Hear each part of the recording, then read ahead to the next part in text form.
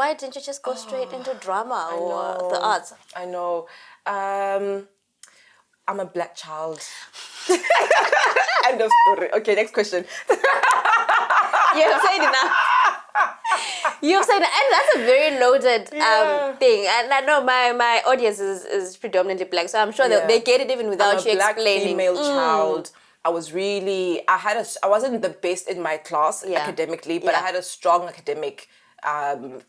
I was smart enough in school, and my parents had sacrificed so much to take me to the best schools, and I was their golden child, and so I was like, well, I could go do what I want to do, and pursue drama, or I could do something that I still want to do, But it's safer. And it also, I get a chance to secure a future for myself and for my family. That's exactly what I mean. Hello, hi, I am Nobukumalo and welcome to Seasons, a series where I sit down with some of the incredible people I've had the privilege of rubbing shoulders with, and we have a conversation about, the seasons that we have been through or are currently going through, in the hopes that you'll feel seen, that you will relate, and that you will know you are not alone.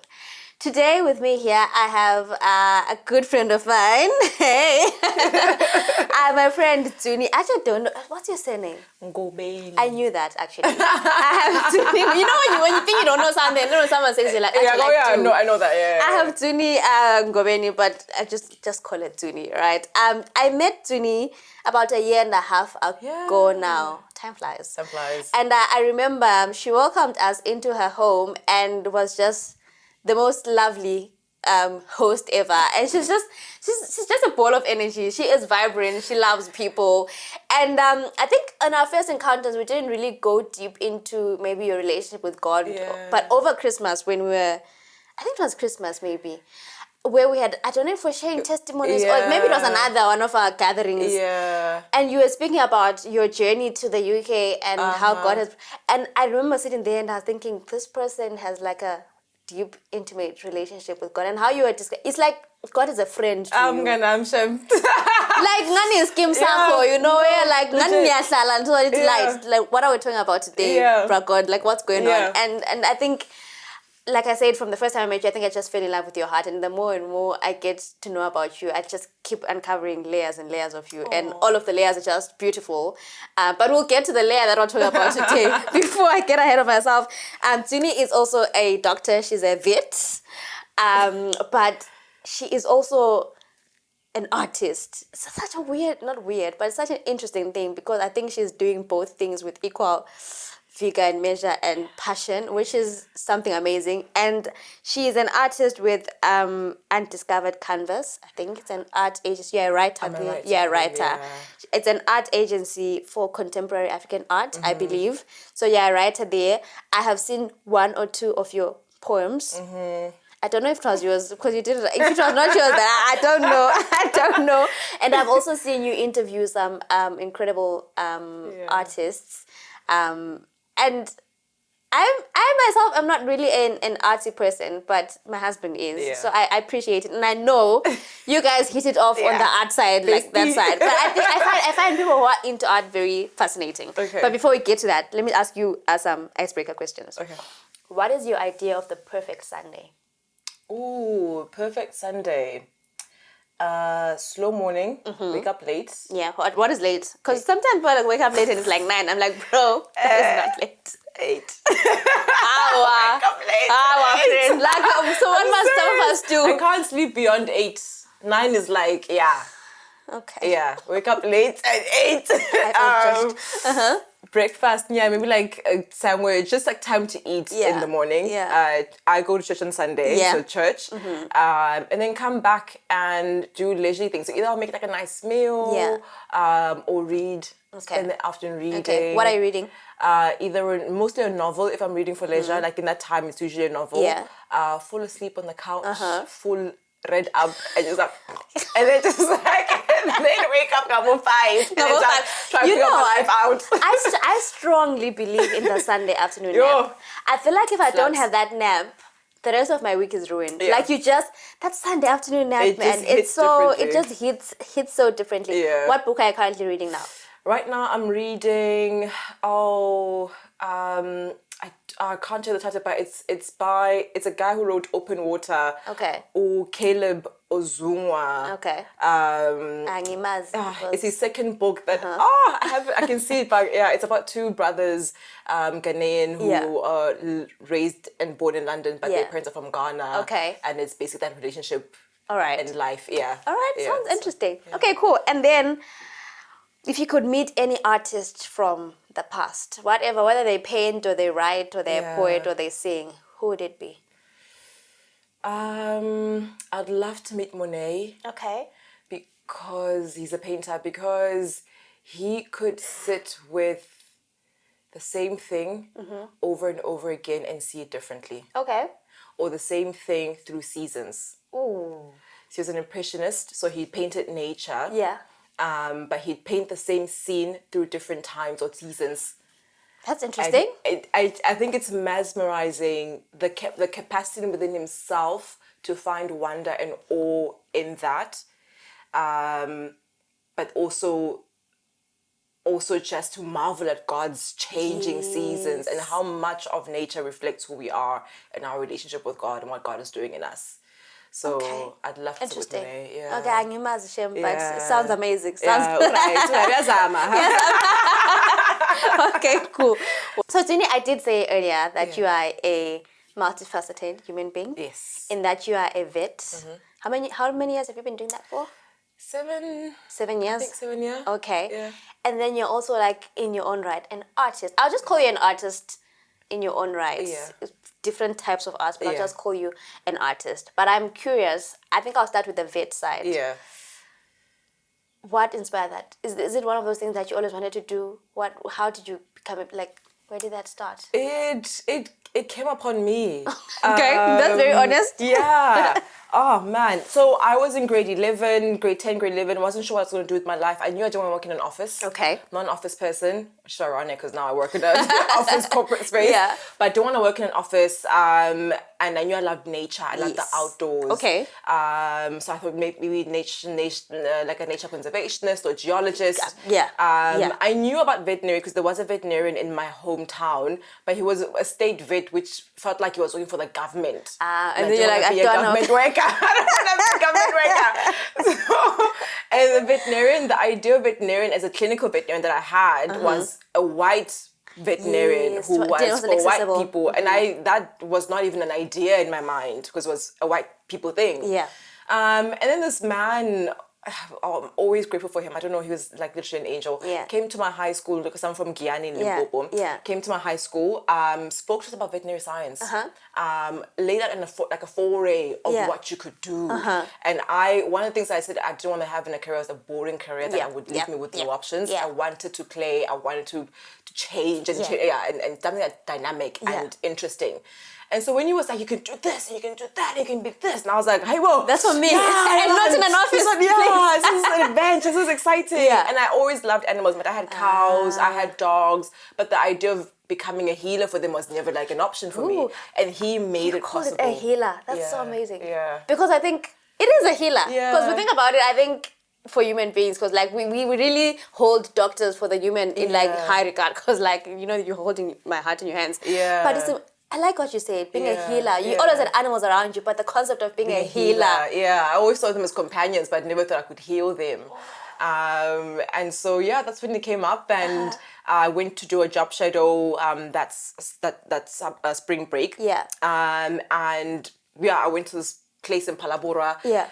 Played with buffaloes. And it was just the adrenaline rush of danger, of being a girl in a predominantly male world, of doing something where my friends are like, what are you doing? And I was like, hey, you know, and I fell in love with it. And then I went to uni, and that's the rest of history. So until like grade 11, this wasn't even a thing for you? Never.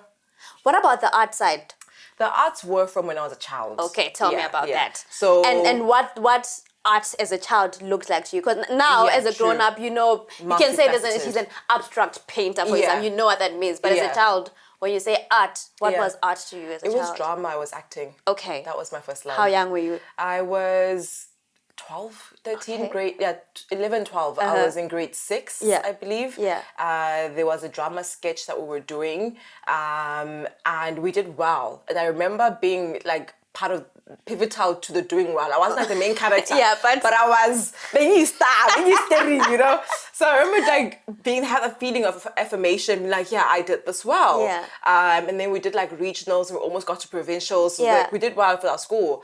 And then, but at that time, I was also quite a charismatic kid. I wasn't shy. I liked public speaking. As soon as I learned English, I was telling everyone I was saying things in English all the time. And I think my mom picked up on that. And because this was in Soweto where I grew up. And so when did you move from Limpopo? The year after.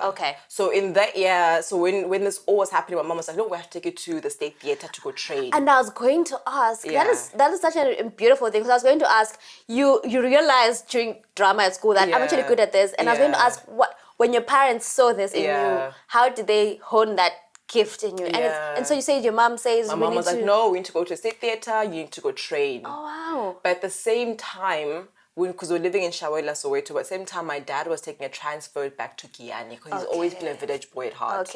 And he was a policeman at the time. It was dangerous to work in Soweto, so he was like, no, he wants to be safer and wants us as his children to also grow up in a more conservative environment. So he was moving us back to Giyani at the same time this was happening. And so unfortunately, that fell through.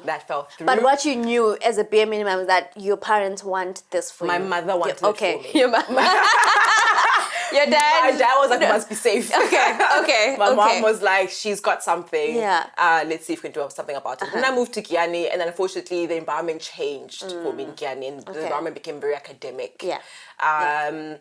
And Giyani for me was a really harsh move. It was a very different space for me. So there's a lot of adjusting, a little bit of trauma from and as a child, you know that it said it's safer, but in your head it just doesn't make sense why you've just been uprooted into this place. It didn't make sense at all. And so it took me a while to get back into the art side of things when I moved to Giyani. But then again, I did a play, a class play at school. And then one of the seniors, probably matric, who felt like a god at the time, was like, oh my gosh, that kid is good. And I was like, I am. And then from there, I picked it up again. I was doing house plays, was writing plays, was directing plays in high school. Wow. But then, clearly, this from childhood, unlike this vet thing that happened upon you in grade 11, this art thing has clearly been a part of your life. From when you're a kid, you were clearly good at it. And then comes the time to decide what you want to do. Why didn't you just go straight into drama or the arts? I know. I'm a black child. End of story. Okay, next question. You have said enough. You've said, and that's a very loaded thing. And I know my audience is predominantly black, so I'm sure they get it even without you explaining. I'm a black female child. I wasn't the best in my class academically, but I had a strong academic. I was smart enough in school, and my parents had sacrificed so much to take me to the best schools, and I was their golden child, and so I was like, well, I could go do what I want to do, and pursue drama, or I could do something that I still want to do, but it's safer, and it also, I get a chance to secure a future for myself and for my family. That's exactly what I mean when I say safe, because as a black child, I don't think we have the luxury of, as a first option, doing what our heart desires. I think a lot of my generation didn't have that option. We did. Maybe the ones that come after us, if we do right, but let me not say right, because our parents did the best that they can.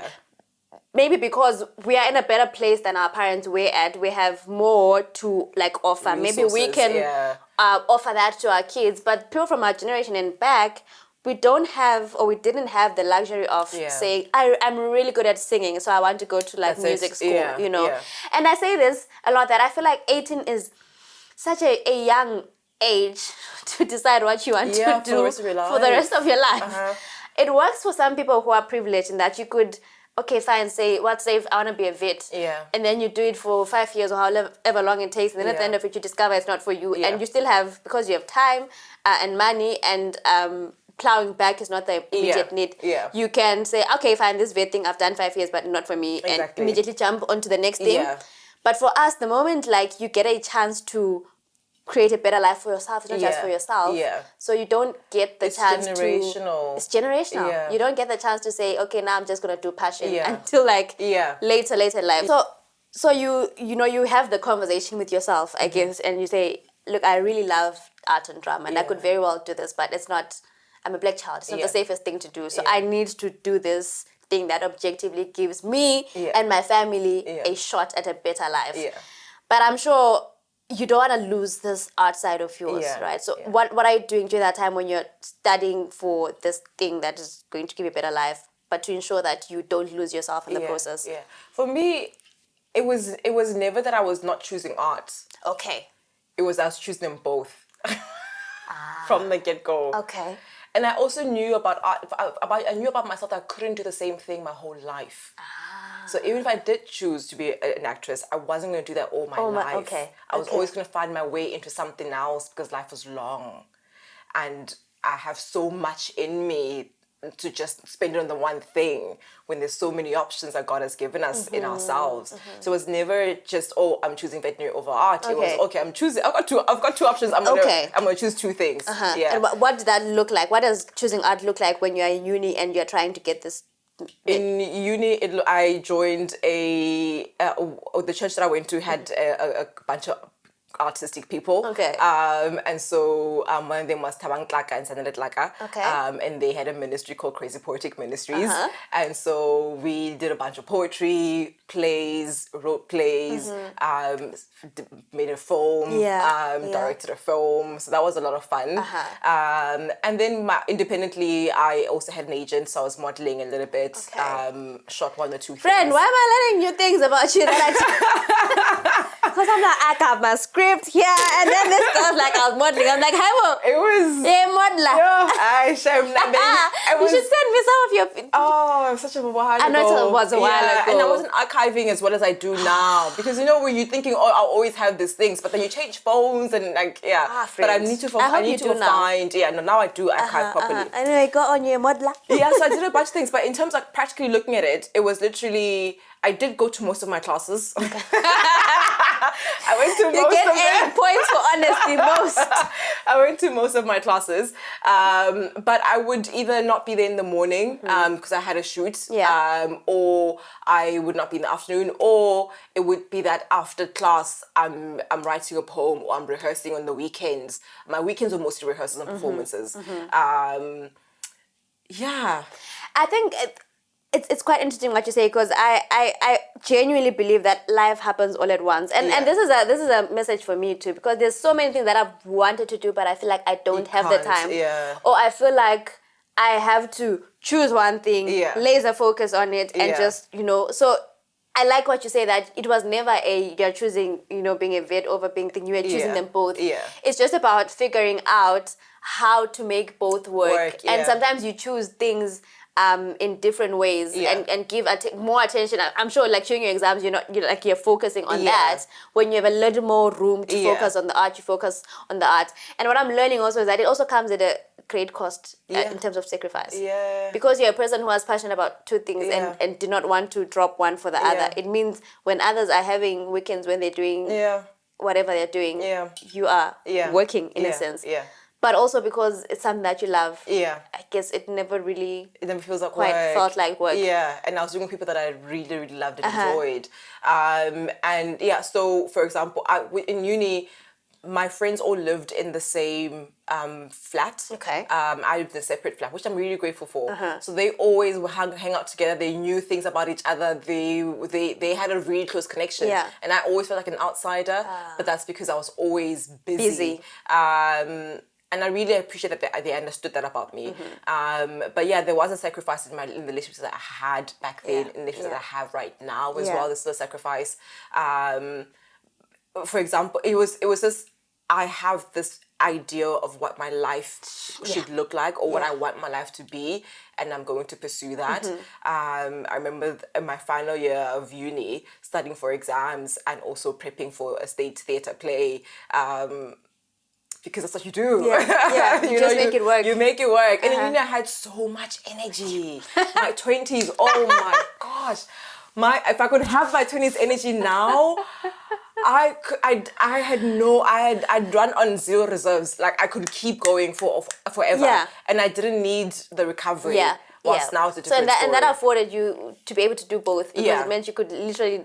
You were not dropping the ball anyway, because you were always on the ball. I was always on the ball. You're juggling them. Yeah, literally. I remember this one time I went to an audition I believed I could get. I was like, I'm sure this is my audition. Didn't get it. But anyway, it was in the morning and I had a test. It was a test in the afternoon. Yeah. I remember being late for the test because taxis, I didn't drive. I was taking a taxi from Joburg back to Pretoria. You were living life on the edge. It was so edgy. And I was changing back in the taxi because now I can't show up in my fancy audition clothes. I'm back in the taxi, jumping out of the taxi, running to my exam entrance. Everyone's sitting down. I'm just like, okay, where do I write?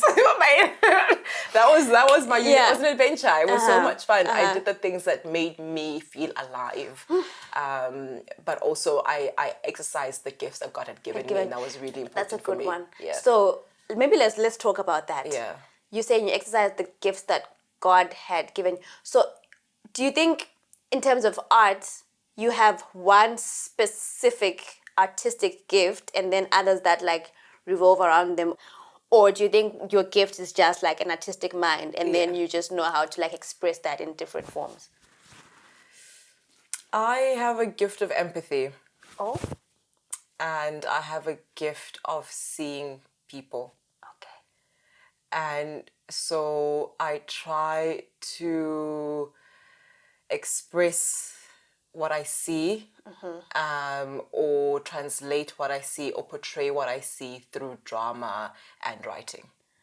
Okay. Yeah, I can't paint to save my life. I can't draw an apple. In grade 0, I failed coloring in a beetroot because the blue and the red weren't mixing well. It was outside the lines. No, but... That is actually quite an interesting response. Yeah. And I didn't expect that. Yeah. So your gift is empathy and seeing people. Yeah. And then you express that, or you find a way to express... Artistically through drama and writing. That's interesting. Yeah. Which ones of the forms of art, though, is your favorite? Drama is my favorite. It's live, it's pulsing. Yeah. You get to really get into the life of somebody else through your own life and experiences. Okay. But it's also very therapeutic for me. Drama is where I learn to feel. Because you have... I always wonder how people do it, because you have to sort of you almost have to be in touch with different parts of yourself, such that when you are required to act out grief or whatever, how do you artists do it? Is it that you think of an experience in the past that brought you grief and you draw from that? Is it literally an act that you switch on and off? Yeah, it depends. That feeling part, where do the feelings come from? I will say it took me a while to find it for myself. Yeah. I remember years ago, we were in a play and the play had sexual assault in it. Yeah. And a friend of mine who was watching the scene was really affected by that scene, and she went off and she cried and she was bawling. She was inconsolable. And I could not understand, because I was not a crier. Yeah. I could never cry. I could never show my emotions in public. Yeah. It's I want to be an actress. I could never understand that. And I remember watching and be like, whatever she's doing, I want to be able to do. And so it made me realize that I had so many walls. I had so many barriers. I could not access my emotional vulnerability. And if I wanted to be able to express somebody else's vulnerability, I had to access my own. You're in touch with yours. And so that began my work in my emotional, psychological awareness. Wow. Because you can tell when an actress or an actor is not in touch with their emotions. When you're what you're saying, and we get that you should be crying, but we don't feel it. But it's not, because you have to be you have to access your own, but not necessarily use your own. Because it just depends on the scene and the character that you're playing and the circumstances. But they are, in South Africa, there's in the informal setups, the idea is that you just have this thing and it just comes on. But what I've learned in training this side of life is that there are techniques to get you to a certain place and to get you to be truthful without traumatizing yourself. But yeah, it just depends on on what you want to use for that particular scene. You speak about this side of life. So you left South Africa and you came to the UK. Yeah. I'm assuming in South Africa from your uni days, you kind of now had like a base or a home for like your art. But then moving across, what steps did you take to find that home again in the UK? Yeah, oh, that's okay. So the idea of moving to the UK was that I wanted formal training. Okay. Because I didn't want to just jump into front of a camera and be like, oh, I can act. I wanted to really hone my skill, to really work on it. But at the same time... Sorry to cut you. So I assumed that you came because of the vet. Yes. Or was that like a gateway? That was my gateway in. But your goal was to train. Art. Yes. My goal was both, in the sense that in the UK, I could practice fully as a veterinarian. Yes. I had no restrictions. Yes. I could do all the clinical work that I could do and grow in that direction. And I could do further training in veterinary without most places here will cover like your certificates and your postgraduate work. So that's okay. It's an opportunity for me to grow in that. But at the same time, because London is such... It really is. Like London, there's everything for everyone in London. If you are a hippie, there's something for you. If you are like a soul... Like there's something for everyone. So I get why like London was also an attraction for... Okay, fine, cool. So and at the same time, I could train and I could... Exactly. But then I arrived and I realized I didn't understand the visa rules when I first arrived. So I started training, but then I can't work as an actress. Yes. And I realized, okay, I'm going to have to wait for much longer than I thought I was going to wait to have the best of both. So I'm going to focus now on my veterinary career and my writing. Because I knew I was not patient enough to train and then sit on the training. So now that I'm in a space where I could potentially work as an actress as well, I'm retraining again. And so... So what are you? So you're taking classes and all I'm taking classes. We've got a showcase end of like June. So this is like a soft launch of like my artistic side in London, because most people don't know that I actually do this. So yeah, it's like a... And then Undiscovered, what's it called? Undiscovered Canvas. How did you meet these people? How did that happen? Undiscovered Canvas speaks to the place of waiting. Okay. And what you do while you're waiting. Okay. And how you steward your gifts in the waiting period. Okay. So I realized that I didn't want to act just as yet. Yeah. But I wanted to write. Yeah. And so writing can be a very isolating, lonely process. Yeah. So I want to write for somebody else, or write with a mandate in mind. Okay. But then anyway, Undiscovered Canvas was serendipitous. It came to my life. Unomazan Noluka Kupes, who started the agency, was having a showcase in London, and I went to that showcase or an exhibition. Yeah. At the time, I was actually really depressed, and God was like, "Get up, you need to get out the house." Because I don't know how it happened at work. So I get at the house. I'm like, okay, fine. I'm gonna go to this exhibition, see some art. Yeah. I go out the house, and when we get to the exhibition, it was at Soshiro in Marylebone. I open the door and she's there. And I'd followed her on Instagram for the longest time. Actually, circle back. I followed her on Instagram for the longest time, and I loved her work. Yeah. And so when I moved to London, I realized I had a bit, because I work a 4-day week, so I have like an extra day in the week to do something.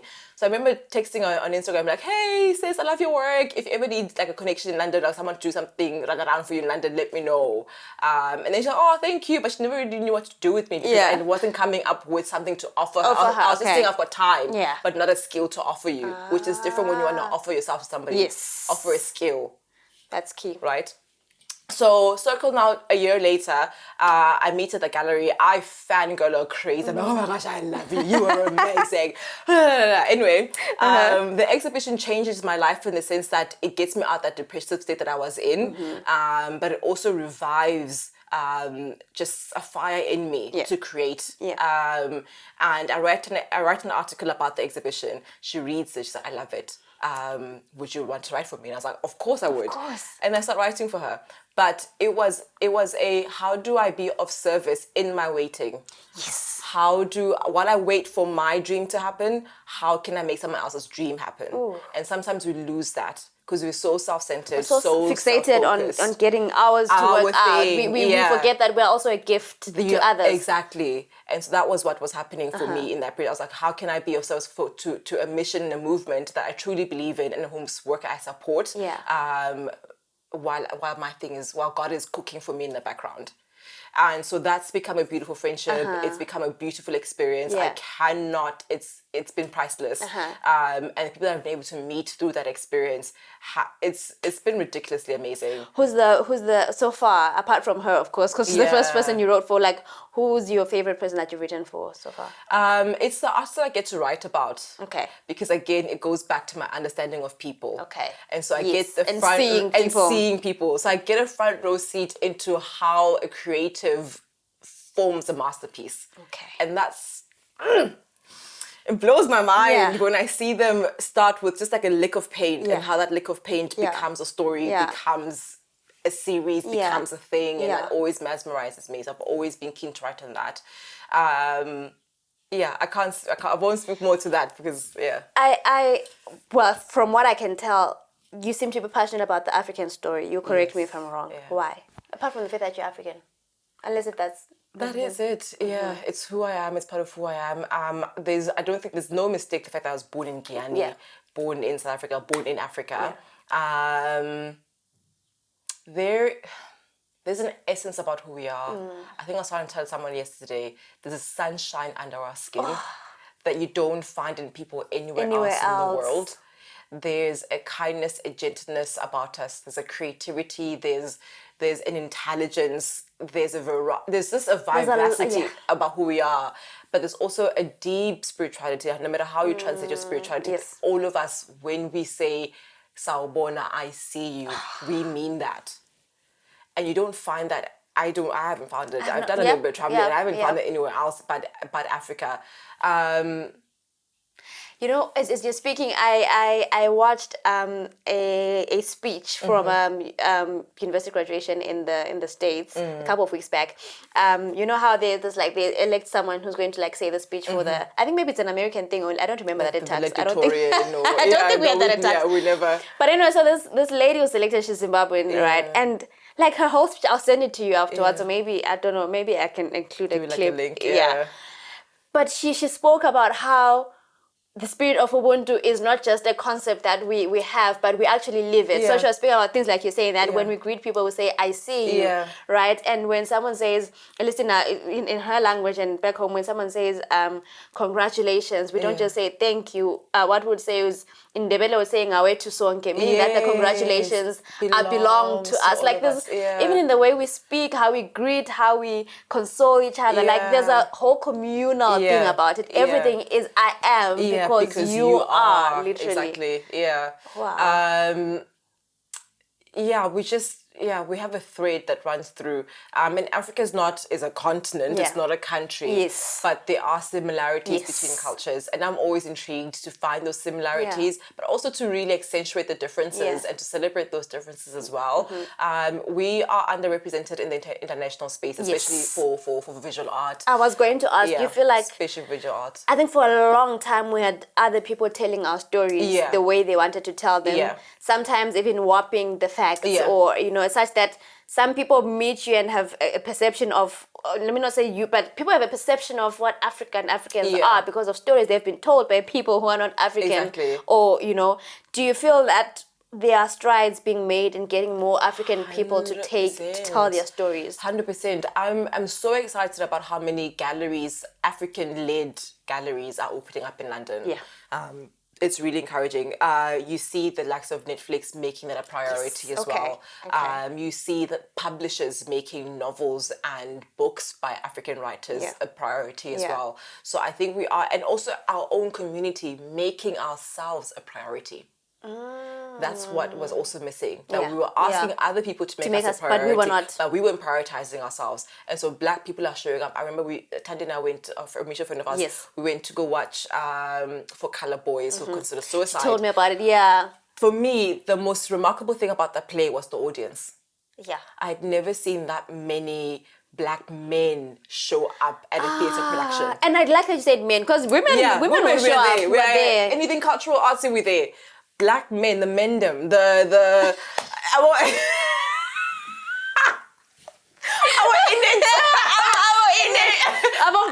brown, and I couldn't believe how many there were. And that's because of the power of story and our story, and seeing yourself portrayed in a light that you can resonate with, and a light that honors you and not depreciates or takes from you. And so it's very important for these spaces, and also, archiving what we do, whether in written, whether in visual form, because a lot of times when I do these stories with artists and I try and look for like a reference and I'm trying to they've been doing this for years, but yeah, I try to look for research. It's so hard to find research on African stories online because we aren't archiving it. We're living these amazing, amazing dreams and stories and experiences, but no one's writing it down, no one's recording it. Yeah. And so this is very important for us to talk about ourselves and talk about each other. You are a Christian as well. Yes. How are you telling the story of God's love through your art? God's love. Let me say God, whatever, because I say God's love, because for me, when I think God, the first thing that comes to mind is love. Yes. But maybe God can mean something else to you. How are you telling the story of God as you see him in your art? That's so true. For me, with my art with God, it comes up a lot in my poetry, because that's my life and my experience. And so a lot of my life is God, is me and him, in good, in the bad, Yeah. You did say with you and God, you're like, skin talk. It comes up a lot in my poetry. And I think what I really am interested in is I can make Christian art. I can make Christian, I don't write Christian poetry, but I write poetry about my experience with God, right? Okay, yeah. And I can write a Christian play, but my interest is being a Christian in a non-Christian space. That's my interest. You're so many shoes. Like that is the biggest testimony you'll give is that of a lived life. Like how you live your life, and in an art space where like Christianity is not really a thing. You being a Christian is already telling. Space. Yeah, exactly. And God now, He's still revealing that to me. Yeah. With when I am there, what is it that we're doing there? Yeah. And that's time. That's time. And that's revelation. And so I'm not rushing that process. But yeah, I'm really excited about what because he is putting me in those rooms. I'm like, okay, what are we doing? What are we doing? Yeah. But you know how it is. Like it takes time. For that message to come through. So I'm just waiting patiently. You're in an exciting time in your life right now. I'm not going to give off details, but you are building heavily on your practice, your vet side, but also equally still going on heavily on the art side, because you did say you're now in a space where you could potentially do the art thing as a full-time thing or whatever. How are you finding balance between this new journey on your vet side that will require a lot from you and also your craft, your training and all that? How are you finding balance? I need both. My brain needs both. Okay. My soul, my spirit needs both. Okay. I really take so much from being able to help people and help animals, and so much of that feeds into who I am. Yeah. But I also learn a lot from being a leader in that environment. Yeah. So my leadership skills are being honed. Typical example is I was telling a friend, I'm not a very detail-oriented person. Okay. And I learned this through being a veterinarian. I'm very, if a dog comes in its head, surgery now, can it open? We're fixing it now. But there's so many things that can happen between you and surgery. Yeah. And sometimes I would miss those little things that would become a big problem later, or that was significant that I should have noted that before doing the big picture thing. Yeah. And so as a big picture person, I've had to learn to be a detail-oriented person. And how that then translates to my personal life is that if I want to be able to show up fully in these spaces, I need to be detail-oriented in my own personal life. That means I need to pack lunch tonight. That means I need to have my uniform out tonight. So tomorrow morning when I wake up, I'm doing what? I'm writing an article before I go to work. Because you have the freed up time. Exactly. That's for me, balance is preparation. Okay. And balance is working on how much energy do I need to invest in something, and where do I get the energy from? Where is it coming from? Okay. Because I can't be working from zero. Yeah. So am I sleeping enough? Am I exercising enough? Am I eating well enough? And that then circles back to a question that I had to ask myself when I turned 30. my life didn't look the way I wanted it to look, or I thought it was going to look. Yeah. Because in my 20s, I had this vision, which no, by 30, I will have it. But I didn't actually have a plan of how I was going to do it. So I turned 30, and in my mind, I was a fit person. Don't we all think? In my mind, I was prayerful and like really just godly. In my mind, I was an avid reader. I was a writer. I was a creative. I was a great veterinarian in my mind. But in my reality, I wasn't those things. The vision of myself did not match the reality of who I am. And so I had to start doing the work slowly by slowly. I had to start committing to myself and saying, what time do I wake up in the morning? As someone who's trying to achieve these things, is it reasonable for me to wake up at this time? It makes sense. Because I have a full-time job. I have a 10-hour shift, 11, 12 sometimes. So I can't, there's no way I'm writing in the day. But I'm a morning person. So I can wake up earlier. I can do 5 a.m. So if I wake up at 5, I've got about an hour and a half, 2 hours to write in the morning. So I get to live my dream, but I also get to serve and actualize my brain and use the knowledge and the skills that I have as a veterinarian. And so most days are like that. But it's the small details of my life that I've said, I want this thing. Yeah. How do I get there daily? I think it's such an important thing you say, because a lot of us have the idea of what we want our lives to look like. And I don't know what it is. We think it's just going to happen on its own, or like as we go along, we will find ourselves there. But very few of us take time to plan out how we will actually do what needs to be done. I'm wondering, does it ever feel like work to you, the art side? Because you said you need both for your soul, your spirit. So do you think that makes it easier, that it doesn't quite feel like a job, but more of like feels like something that feeds you and your soul? It's a feeder, but it's also really challenging. It's not easy. Yeah. Because I think sometimes we assume that because you're talented, it's going to be easy. It's not easy. Sitting down, I had to write an article last week in a magazine, and I have to sit myself down and work through the discomfort of potentially failing. Because this article at the end, it might be in my ear. Yeah. But I have to approach, and I've learned, it's taken me time. It's taken me over a year to work that anxiety of sitting down and saying, this is going to suck. And that's okay. That's okay. Sucky. Oh, good line. Yeah. Oh, okay. That's an idea. That links to that. I could use this instead. But because I actually sat down to start the work, the work came out. Okay. But then sometimes we think, oh, I already have to have the idea. I already have to see it for it to happen. But that's not. Like, most of the time, our dreams happen in the making. Yeah. Oh, wow. Okay. You're a big picture person. You say you're a big picture person. What's the big picture for both? Big picture for both is I've come to a state in my veterinary work where I can afford to sometimes be on autopilot on that. Okay. I've come to a place where I've done enough postgraduate work. I've got quite a lot of experience. And so it's not a place of anxiety for me. I don't wake up in the morning, oh my gosh, I'm going to suck today. The imposter syndrome is still there. It's still there. Because, wow. I still feel like an imposter on some days. But for the most part, I'm quite confident because I've had to learn to just show up and be confident. But I also do like micro training and micro learning every now and again just to refresh myself. So I'm happy to be like, that's good. I'm going to park this right here. I'm happy with how this has grown and flourished. I can maybe focus on something else right now. Okay. And so now that that's really growing and flourishing, I can then work a little bit harder on my acting and my writing. It's investment of energy, basically. But my life is, I